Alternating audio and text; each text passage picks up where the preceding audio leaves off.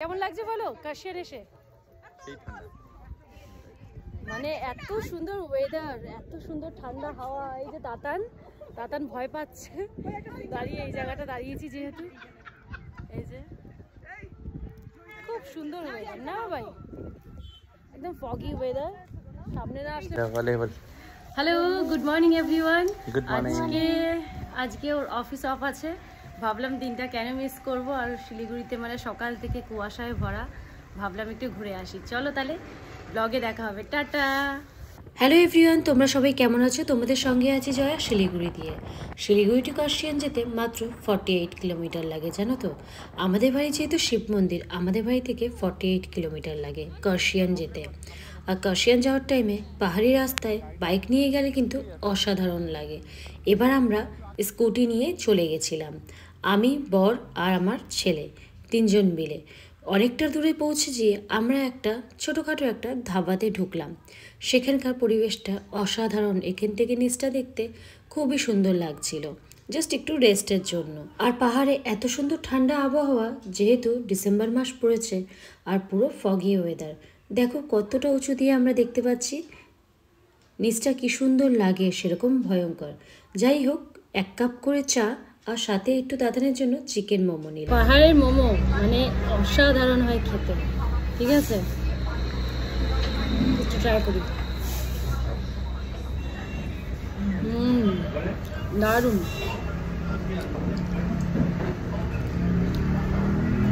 আমি তো মোমো খেতে ব্যস্ত, তোমার দাদাভাই চা খেতে ব্যস্ত। এইদিকে তাতানও মোমো খেতে ব্যস্ত। লাস্ট টাইমে নিজেও একটু চা খেয়ে নিয়ে তারপর দেরি না করে ওয়াশরুম হয়ে বেরিয়ে পড়ছি আবার কাশিয়ানের পথ ধরবো বলে। রাস্তাগুলো এত অসাধারণ লাগবে যে দেখতে দেখতে কখন যে পৌঁছে যাবে বুঝতে পারবে না। দেখো এতটাই ফগি যে নিচে কিছুই দেখা যাচ্ছে না। এই নিয়ে কাশিয়ানে আমাদের 4-5 বার যাওয়া হয়ে গেছে, জানো তো? কাশিয়ানের ওপরে চিমনি আছে, গেলে অবশ্যই চিমনিও ঘুরে আসবে। এই যে ওয়েলকাম টু কাশিয়ান। যে কাশিয়ানের রাস্তাটা থেকে ঠিক লেফট সাইডে, রাস্তাটাতে সাইড দিয়ে রাস্তাটাকে ধরে উঠতে যেই তারপর পড়ে যাবে আই লাভ কাশিয়ান। তার পাশেই অনেক বড় একটা হনুমান স্ট্যাচু, তার সাথে কিন্তু মন্দিরও আছে। আর এই মন্দিরটিতে প্রতিবার যখনই আসি তখনই দেখি খোলা আছে, বেশ ভালো লাগে। প্রণাম করে তারপরেই যাই। দেখো তোমরাও একটু বজরংবলীকে প্রণাম করে নাও। এই ভিউ পয়েন্টটার জন্য কিন্তু অনেক ভিড় হয় এই জায়গাটা, আর ওপর থেকে যাতে অসাধারণ লাগছে দেখতে। আমরা এখানে যতবারই আসি এখানটা অনেকটা টাইম স্পেন্ড করি, এত হাওয়া চলে আর এত সুন্দর ওয়েদার, যেই আসবে তার কিন্তু ভালো লাগবে। তোমরা জানো এর ওপরেই ঠিক আছে ডাউহিল।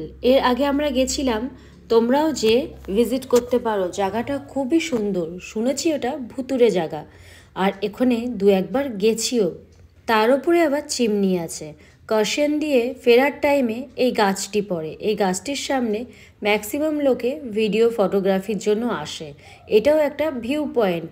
এই গাছটির এখান থেকে পুরো শহরটা দেখা যায়। যেহেতু কুয়াশা পড়েছে তার জন্য কিছুই দেখা যাচ্ছে না, কিন্তু খুব ঠান্ডা আবহাওয়া, প্রচুর পরিমাণে শীত করছিল।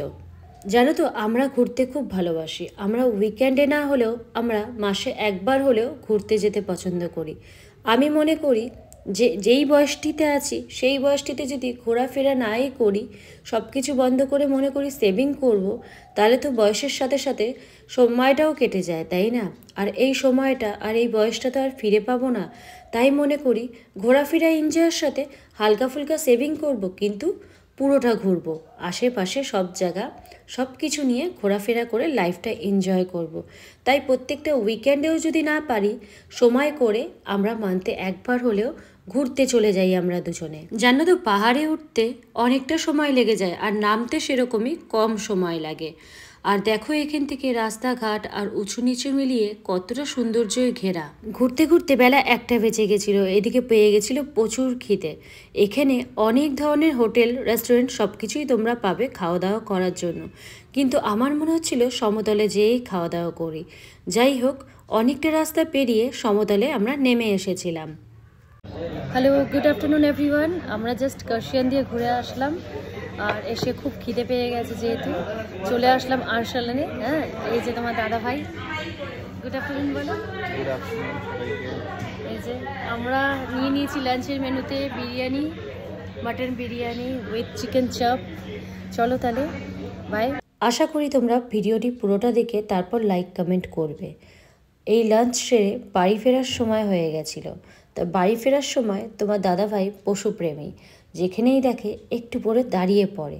চলো তাহলে আজকের জন্য ব্লগটি এখানেই শেষ করলাম। সবাই ভালো থেকো।